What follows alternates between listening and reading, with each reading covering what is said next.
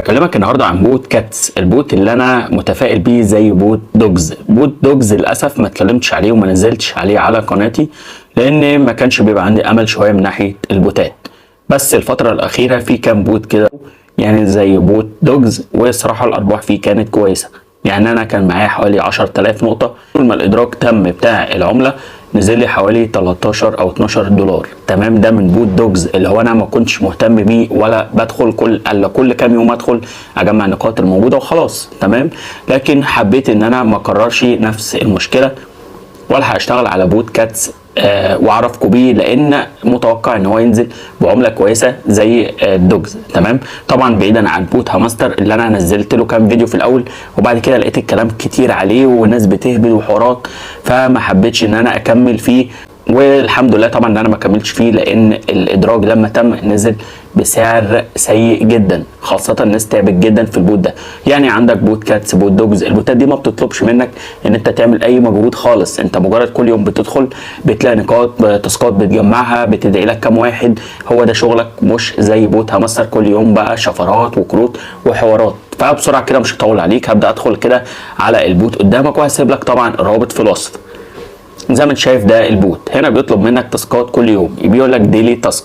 التاسكات اللي بتجي لك بتبدا تخلصها مع ان انت بتدعي لك كام واحد، ولو بصيت هتلاقي التاسكات سهله. انا طبعا كنت مسجل فيه لو خدت بالك في بدايه الفيديو من شهر 8، بس ما بدخلش، يعني بقالي فتره مش بدخل. بس لما لقيت ان الادراك خلاص هيتم او قرب خلاص، فبدات ان انا اتكلم عنه ونلحق نجمع فيه شويه نقاط انا وانتم ان شاء الله، وهوريك دلوقتي ازاي تجمع النقاط من خلال التاسكات. تمام، طبعا زي ما انت شايف متقسم كذا حاجه تحت اهو، في عندك الهوم وفي الليدر بورد والفريندس والافاتار وفي الاير دروب. تمام، اول حاجه طبعا زي ما انت شايف الصفحه الرئيسيه دي اللي انت هتقدر تجمع منها التاسكات. هنا بيقول لك مثلا التاسك دي بيقول لك اد نيك نيم اللي هو علامه القطه دي، انا طبعا ضايفها في الاسم بتاعي على التليجرام، فهبدا اعمل تشيك، هيبدا المفروض يجمع لي النقاط بتاعتي اللي هو بلس 300. تمام، طبعا زي ما انت شايف جالي ليه، علشان انا المفروض عملت اضافه للايموشن بتاع القطه، هوريك دلوقتي عملته ازاي، وبدا يجي لي 300 نقطه. تمام، هبدا كده ارجع اوريك بسرعه ازاي تضيف النيك نيم علشان لو حد مش عارف. هبدا انزل كده بالسهم ده وارجع، ده التليجرام بتاعي، هبدا اروح على الملف الشخصي. تمام، وزي ما انت شايف اضغط هنا، وهنا زي ما انت شايف كاتب جنب الاسم بتاعي ضايف زي ما انت شايف كده ايموشن القطه، فبدات ان انا اعمل تشيك هناك وبكده خدت 300 نقطه. الموضوع سهل زي ما انت شايف. تمام، لو جيت تنزل كده مور تاسك هتلاقي هنا اهوت بيجي لك تاسكات ثانيه، بيقول لك جوين مش عارف ايه، ابدا اعمل اوبن كده. تمام، تبدا تعمل بدء، مش هتعمل فيه اي حاجه غير ان انت بس عملت فتح للبوت وهتبدا ترجع. زي ما انت شايف كده النقاط اهي بتاعتي بتزيد مجرد ما بخلص التاسكات اللي بتجيلي كل يوم. هنا طبعا بيقول لك جوين مش عارف ايه، هتبدا تعمل تشيك كده.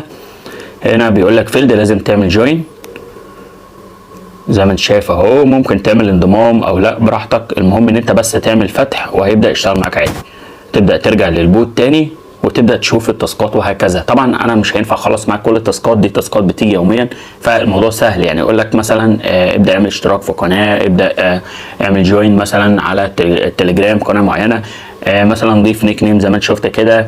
هتلاقي بيقول لك تاسكات كل يوم كتيره تقدر ان انت تخلصها زي ما انت شايف بكل سهوله. طيب مش هطول عليك، هبدا ادخل على تاني خانه. الخانه دي بيجيب لك طبعا على او الناس التوب زي ما انت شايف، فدي برضو احنا مش مهتمين بيها قوي غير لو انت بقى عاوز تشوف الناس دي مجمعه قد ايه. فهتبدا تروح هنا على خانه الفريندز، ودي اهم خانه لازم تشتغل عليها في اي بوت عموما. هتبدا تعمل انفايت، وطبعا فتح التليجرام على طول. لو انت عاوز تاخد بقى الرابط كوبي ممكن تبعته لحد معرفه، او مثلا عندك قناه على التليجرام، المهم ان انت تبعته لاي حد علشان تقدر زي ما انت شايف اهو جاي اللينك، ممكن تاخده كوبي بيست على طول من هنا كده من غير ما تبعته لحد. ده اهو يا جماعه. تمام، او لو عاوز ابعته مفيش مشكله اهو عامل كده. دي القناه بتاعتي بالمناسبه على التليجرام زي ما انت شايف كده، ده البوت بتاعي زي ما انت شايف كده. انا كده بعت الرابط بتاعي، هبدا ارجع كده للبوت. دي خانه الدعوات. طبعا الافاتار ده بيقول لك لو انت عاوز تغير شكل الكات مش فارق معانا برضو. هبدا ادخل على اير دروب، ودي حاجه مهمه جدا لازم تكون متابع علشان تقدر تربط على طول. هتبدا تدخل هنا كده وتعمل كونتينيو. طبعا جايب لك كذا منصه، شوف المنصه تعجبك او اللي انت فاهم فيها او اشتغلت عليها وتقدر تسجل فيها. انا عن نفسي بشتغل على ايه، على باي بيت. فهبدا ادخل كده وهبدا اعمل سند هير. هنا بيقول لك انت عندك حساب على بايبت ولا لا. طيب لو عندك تمام هتدخل هنا كده، ما عندكش اللي هو نو دي هتبدا تدخل عليها، وزي ما انت شايف هيدخلك كده على صفحه ثانيه ان انت تبدا تسجل. طيب انا واحد عندي هعمل ايه؟ طبعا بتسجل عادي. طبعا هو فتح معايا البايبت على طول علشان انا عندي اوريدي بروفايل. هبدا ادخل كده على التليجرام مره ثانيه، وهبدا ادخل على الكلمه دي ان انا عندي حساب. هنا طبعا اول ما الخانه دي هتكون متاحه او العمله تكون على بايبت هتبدا ترجع. هبقى اوريكم ازاي هتربطوا الحساب بتاعك ببايبت لما الخانه دي تكون متاحه، لان انا رحت عملت سيرش على بايبت باسم العمله ما كانتش لسه ظهرت، فما عرفتش اجيب البيانات دي. فاول ما تكون متاحه هنزل لك فيديو ازاي تربط على طول، زي ما عملت مع همستر نزلت للناس ازاي تربط. تمام. فده كده كان بوت كاتس حبيت انزله لان بوت دوجز كان فيه ارباح كويسه، فوارد ان شاء الله يكون كاتس نفس الكلام. فاهم انت مش هتخسر حاجه. ابدا ادعي ناس، ابدا خلص التاسكات دي كل يوم.